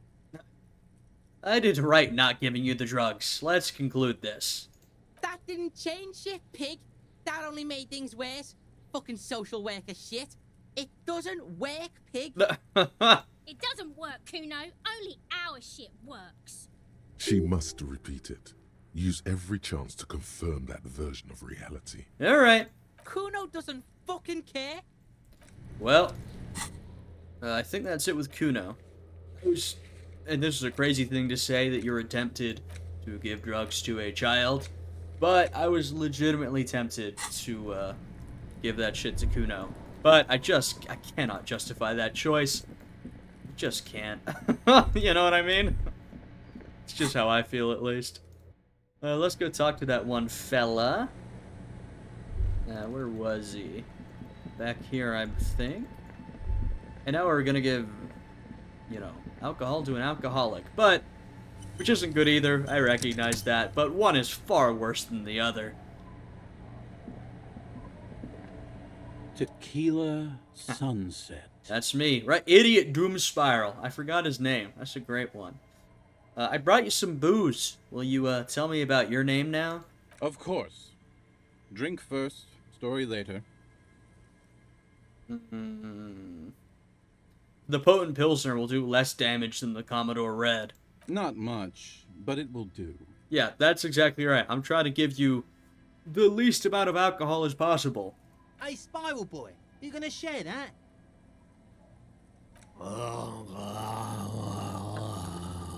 God, this guy. Shut up, guys. I'm telling a story here. Something happened to you. True. Something happened to me, too. My actual name is George, but around here, you already know. Mm-hmm. I was once a reasonably high net worth individual. A founder/junior partner at a high-concept creative services agency. When my story begins, I had just landed a major contract with an insurance firm. I mean, I got a sense that you hadn't always been doing this, but, a founder/junior partner at a high-concept creative services agency. Well, you're quite the storyteller, George, or Idiot Doom Spiral. I used the profits from my agency to finance what I called a cultural incubator. Abstract value generation, value per person, high concept stuff. I developed the paradigm, worked within the paradigm, but the burden of leadership weighed heavily on me. So I went jogging every so often to keep myself sane. Okay. How many people did you have working for you? 22 full-time employees. Wow. An all-star team. A potentially historical set of individuals. Worrying about them often kept me up well into the morning hours. Did the jogging help? It did. With my trusty Sansaric tracksuit, I felt like I could conquer the world. But now dreams are worn thin, much like my tracksuit. So what happened? One day I left on my evening run. As you may know, it's impossible to clear your head when you're distracted by the sound of keys jangling in your pockets. His eyes are clouded, his dilated blood vessels encircling his irises like stinging brambles. His eyes are your eyes. Right. So I removed the key ring and put the keys for the front gate and the apartment into different pockets to stop the jangling, you see? At least, that was the plan. Okay. I was halfway done with my usual lap when it started to rain. The reality situation became very wet, very quickly. There's a lot of similarities between this guy and Harry. How wet are we talking exactly? Wet, okay? It was raining really hard. I made my way back home and discovered that I didn't have the key to the front gate. I'd mixed it up with the key to the letterbox, which was useless. Naturally, the situation required me to climb over the gate, which I did. There was no climbing down because I slipped and landed on my ass. Ouch. Ouch, indeed. Reality was looking rather grim just then. Me lying on my ass in a mud pit in the middle of a heavy shower. But when life knocked me down, I always got up. Okay. So I made my way across the yard. Standing in front of my apartment door, fumbling with my pockets, I realized that I'd also forgotten my apartment key. Okay, where is this all leading to? What happened next? I rang my neighbor's buzzers. It was late, and most of them didn't even answer. Those who did assumed I was trying to sell them something and hung up before I could even explain the situation. People are naturally wary of ad men, you see. Sure. One moment someone chats you up, 5 minutes later you've bought a box of edible lingerie and a strap-on. I don't begrudge them, especially since I was known to be one of the best. Heavy is the head that wears the crown. Right. Just then, I experienced a moment of clarity. I still had the key to my office. Did you? I could wait out the storm there. But when I reached my office, I remembered that I'd asked one of my producers to change the locks that day. And since I hired only the best, he'd already done it, and I couldn't get in. What is this farcical story? Anyway, long story short, life spiraled out of control. What? I haven't gotten into my apartment for years, and my girlfriend left me because she didn't want to date a homeless man. The company, well, you see where I'm going with this. Brother, what do you mean, long story short? All you told us was you got locked out of your house for one day. How did this spiral? So, now you've heard my tragic tale. What do you think? Like nothing you've ever heard, huh? I feel like there are some steps missing. Tequila, I've thought about this series of events for a long time. If there was anything else to it, I would have thought of it by now. Why didn't you go to the authorities? Well, at one point they came to me, but, you know, I didn't have any ID on me, so they tossed me in jail for 2 days. I can't say it increased my faith in the RCM. No offense, gentlemen. I'm sorry, brother. There was literally no one you could find who knew you that could help you. Really? You couldn't just break into your house? Or maybe it was an apartment. I've only been a hobo cop for a few days, but it doesn't seem so bad. The hobo lifestyle definitely has some perks. Not having to pay rent, first and foremost. Yeah. Not being responsible for 20 other people is nice, too. That's true. I could not handle paying, well, not even rent, but paying anything to Gart. So I became a hobo cop. But that charm wears off pretty quickly. Before you know it, you're wearing a shit-stained tracksuit and spending your days picking tear. Yeah. Oh, interesting. I lost all my other options. Why do you keep losing all your stuff? Good fucking question, Tequila. If I knew the answer, you think I'd be hanging out on a beach in this formerly premium but now extremely dirty two-piece lycra tracksuit? I used to own my reality situation. My business buddies and I had our own creative services agency. I had a nice apartment, an even nicer piece of ass. But somehow it all got away from me. I'm gonna be honest, I think my spiral, Harry's spiral, is a little more justified, to be honest. Now I can't hang on to anything. Just last week I stole this nice new jacket, but then I lost it too. The only things I haven't lost are these two drunks. You of all people should empathize with this. Oh. Perhaps this lost jacket is something you could help with? Okay. What was the name of your agency? My agency, man. The Boom Boom Room. What? Our concept was combining high art with the lowest forms of marketing.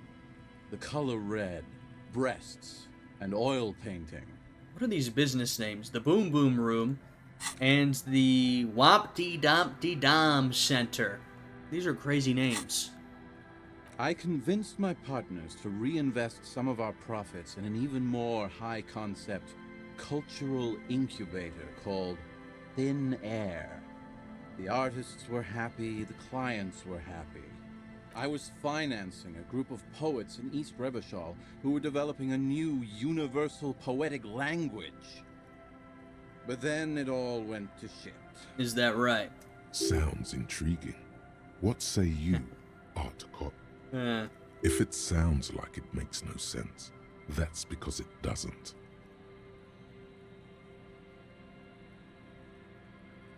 Yeah. Mixing oil painting and breasts to make ads isn't high art. It's just cynical wankery. Well, you know, sex sells. That's the first rule of advertising. Maybe, but it's still tired. Maybe you're right. Who knows? Maybe we were behind the curve? We were fucking rich, though. That much I know. Yeah, well, I'm a true art cop. Even if I haven't taken the thought. What's up with the tracksuit? What? You've never seen 100% Lycra before? Go on. Feel that primo material. Touch it. Pretty nice, huh? This might be one of the last of its kind. Should probably be in a museum, honestly. Good God. What? It's nearly impossible to describe how dirty this texture is. It's like rubbing two jellyfish skins together. You feel about 15% less human for having touched it. Jeez, I can't believe that hurt my morale. Or my volition. Oh, morale, yeah. Randomized trials have also found Lycra, TM, to be associated with a number of exotic, highly malignant cancers. So you also have that to look forward to. Hey, I'm not the one wearing it. And then there's the smell. But you don't even want to think about that. Jesus. Wow, you're lucky. He never lets me feel it. That's because your paws are fucking filthy, Rosie. We're right next to the bay. You could wash them anytime. In the bay? Oh, man. What about the other drunks? My fellow members of the Union of Moribund Alcoholics? They're exactly what they look like. UMA. Hey, tequila! You want to buy some speed? Nope, I just stole some from Cuno. Shut the fuck up, Rosemary. He's a cop, remember? I thought he was a cool cop. A gurgling sound comes from the direction of the non-responsive man. And yeah, you're already acquainted with abs. So yeah, that's basically us. We drink together. What's this about a lost jacket? Tequila, it's a verifiable tragedy. It was practically brand new. Sure, it didn't really go with my Lycra threads, but it did itch a lot less. Say, you're a detective, right? Maybe you can help old Doom Spiral out. Solve the case of the missing jacket. What do you say, Tequila? Was that your jacket, man? The disgusting, filthy jacket I found near the boardwalk? Holy shit. Tequila, how did you... Ew. Never mind, I don't care. Just let me see the jacket. Brother, okay, now I see why I lost a point of morale. That jacket was nasty. Guess the rest of his clothes are that bad as well. Let me see. What? This isn't my jacket. My jacket was beautiful. This is fucking filthy. What am I supposed to do with this? Okay, so it wasn't that bad. Well, you left it outside for a week. I'm not taking a disgusting pile of hobo rags. I may be in an irrecoverably decaying orbit, but I've still got standards. Either bring it back the way it was before, or find a dumpster to burn it in. I'm sorry. Why is this my job? Yeah, I don't mind doing tasks for people, but, you know, ease up on the entitlement a little bit. This is not my quest. I'll do it, but I'd prefer if you asked nicely. You know, despite the guano, it looks like the jacket itself is stain resistant. It may just need a good scrubbing. Where the hell am I gonna scrub this jacket? Got any more stories? I do. But as you can see, my fuel tank is running quite low. If you catch my drift. Alright, not right now. Then I can't keep on telling the stories. Not right now.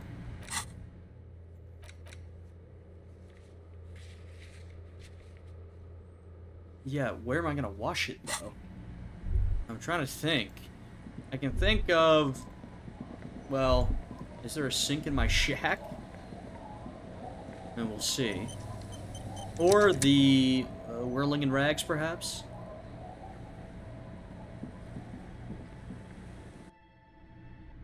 No, I don't have... I guess I do not have a sink in here.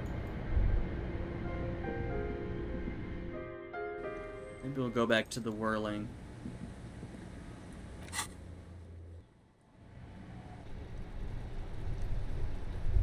Trying to think of where else I can find a damn sink.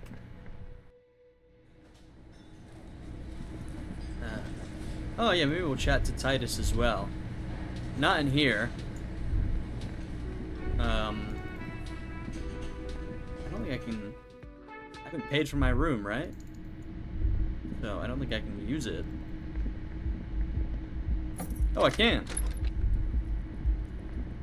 Kim also tries not to look at the pile of taped viscera on the carpet, or the weird suitcase on the hat rack, or the potted plant dying in the corner. But it's all just too morbid to ignore. Yeah, it's disgusting, Kim. Whatever, I've got my new place now, the shack. The man is finding it hard not to trip on the tape, and not to send any of the bottles rolling across the floor, where unidentifiable sludge makes it hard for him to breathe. Smells of vomit in here. Say nothing, nod stoically. He takes a step toward the door, like he'd like to leave. Just trying to use the sink or something. If possible. Can I? No. A mirror hangs on the bathroom wall. In it, your face, adorned with the expression. Here, let's, well, we'll try this, I guess. The faucet is quite terribly mangled, but you just might be able to twist its parts into place. Maybe, well, I'm like, I can't wash the jacket in the ocean. That's one of the problems, it's all salty. I need fresh water. You handle the chain cutters deftly, applying just enough pressure. The faucet regains a recognizable shape. The steam stops. A lot of skill points today. Told you that you needed those chain cutters. Everything is connected. Everything has a purpose. I'm almost finding random things to do that I didn't do before. The mirror begins to clear slowly without you having to wipe it. I'm not even gonna try, because it's such a low chance. Look at that, though. Lots of skill points. Okay, well, apparently I can't use the sink in here. In Clashay's room? I don't know where else I would wash it, honestly. Come on! I don't know. Wash the dirty jacket. Can I just, do I just need to interact with it, maybe? As you hold it in your hands, it makes an uncomfortable crunching sound. There is no why. No. I don't know. I'm trying to think about this. I'm not sure where I can watch this. I will chat with Titus, though, since we talked with Evrart. The Coppernado is back. What do you want? I'm not sure if there's anything new. No? Yeah. Don't look like it. Don't look like it. Alright, well, I think I'm going to leave this episode here. All this actually took quite a bit longer than I thought it would. So next time what we're going to do is we're going to try and get our gun back and then go to our Communist Book Club meeting.